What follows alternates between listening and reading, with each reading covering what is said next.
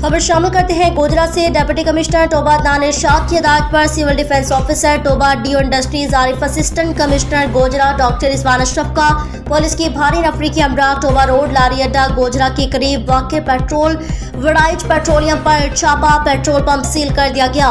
तफसीलात के मुताबिक Godhra civil defence officer Toba डी इंडस्ट्रीज आरिफ, असिस्टेंट कमिश्नर गोधरा का पुलिस और सिविल डिफेंस के एहलकारों की भारी नफरी के हमरा शहर के वस्त में वाक़ वड़ाइच पेट्रोलियम पर छापा पेट्रोल पंप और ट्रांसपोर्ट ऑफिस सील कर दिया, जबकि इंतजामिया का कहना है रेलवे की जगह पर पेट्रोल पंप होने की वजह से सील किया गया।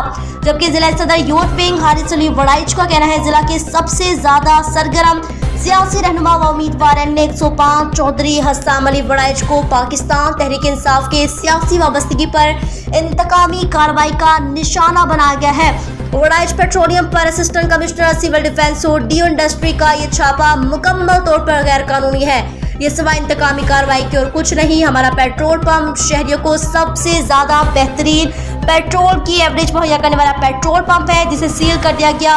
N105 से पाकिस्तान तहरीक इंसाफ के उम्मीदवार चौधरी हस्साम अली वड़ाइच एडवोकेट के तमाम कारोबार वड़ाइच पेट्रोलियम और ट्रांसपोर्ट दफ्तर, जिससे कई खानदानों का जरिया मुआश मुंसलिक था, गैर कानूनी तौर पर सील कर दिया गया है। इनकी गिरफ्तारी के लिए रोज वड़ाइच हाउस पर छापे भी मारे जा रहे हैं। जो शख्स भी तहरीक इंसाफ का साथ खड़ा है, इसे इंतकामी कार्रवाई का सामना करना पड़ रहा है।